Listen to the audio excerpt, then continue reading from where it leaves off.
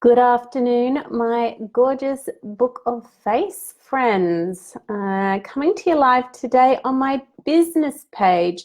Now, many of you are probably businessing yourself right now or at the job doing the work. So just with some things I had to do today, now was the perfect time for me to go live. And I wanted to share with you a story. And it's a story of going into business and around beliefs that were showing up right at the very start that were never really addressed by the people that I was asking for support from, and the impact of that. So when I started business, my self-worth was quite low, and chances are, we all go through our self-worth stuff, right? So business was something that I kind of fell into. I can't see who's live, but feel free to do a like or a love heart so I know you're there, or say hi in the comments. So it was something that I fell into after being made redundant from a estate manager role in retail.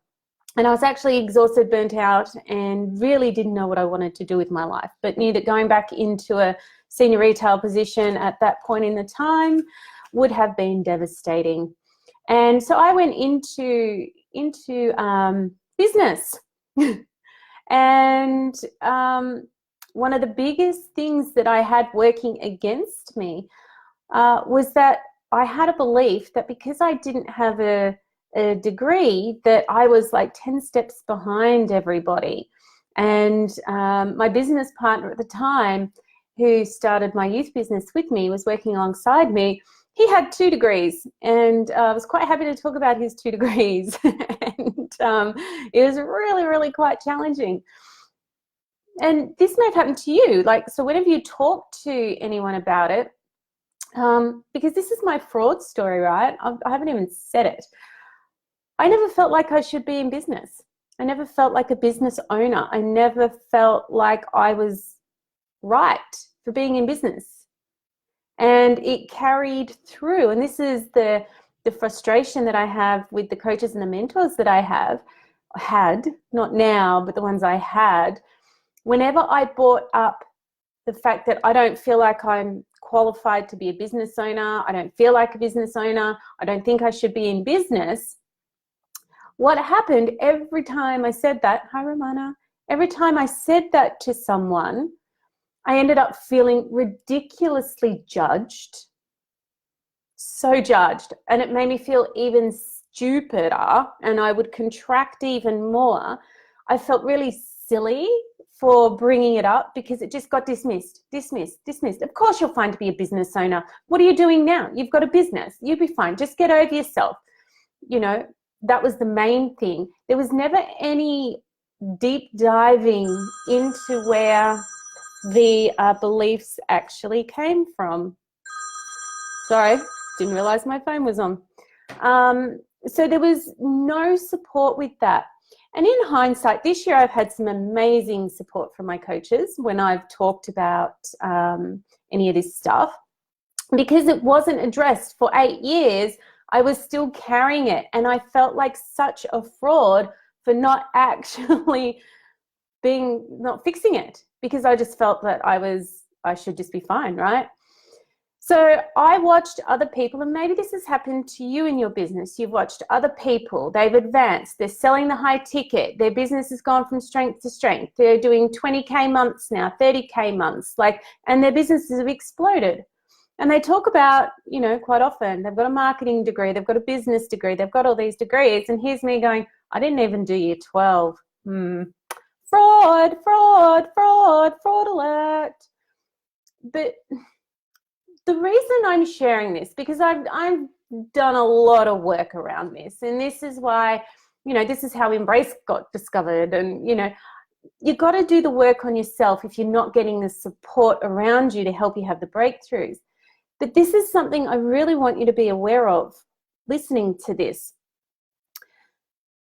Business business can feel tough. Business can feel scary. Business can feel really isolating when you're sitting at your desk in front of your computer and you're all by yourself and you've got no sounding board, you've got nobody there, your coach isn't contactable, 98% of the time, and you're struggling on your own. What I want you to be aware of is when you say to your coach, I feel like XYZ in my business, that you don't get dismissed. Hi, Simone. Make sure you are not getting dismissed and make sure you are getting the support to move past these bullshit stories that you're telling yourself. And I have to say, me saying that I'm not worthy or I'm not fit for running a business, I've been doing it for 9 years.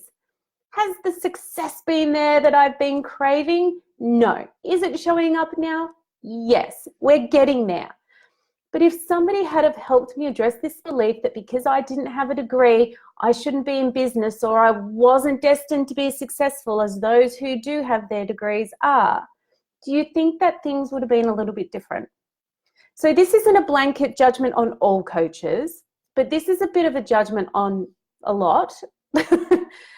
And for you as a client, if somebody is not addressing the things that are holding you back, pull your coach up on it or find another coach.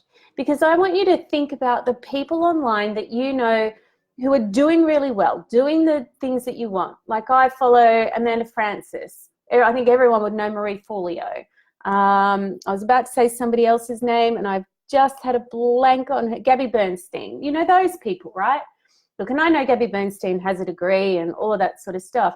But these are women that have just decided that this is the life that we want. Like I really particularly like Amanda Frances because she came from nothing. She came from no money and she's built her whole business around supporting women to make money. So she's taken that thing that she didn't have and she's turned it around and turned it into a whole business.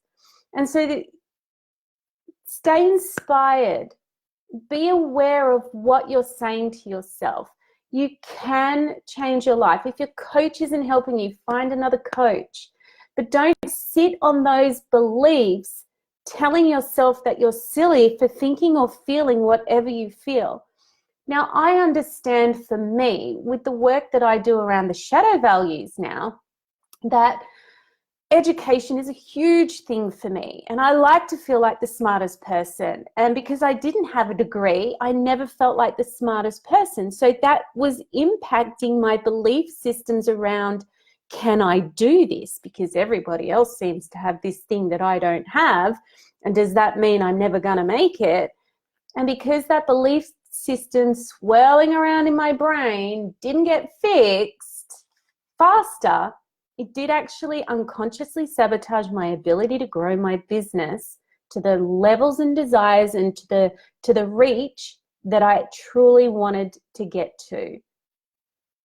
So what I want you to do now, a couple of things.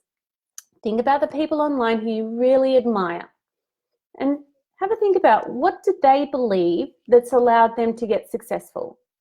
And what do you need to believe to have those same beliefs? It's a nice little journaling, writing activity for you. I want you to test it out. Hi, Stephen. Hi, Michelle. Because it is really us.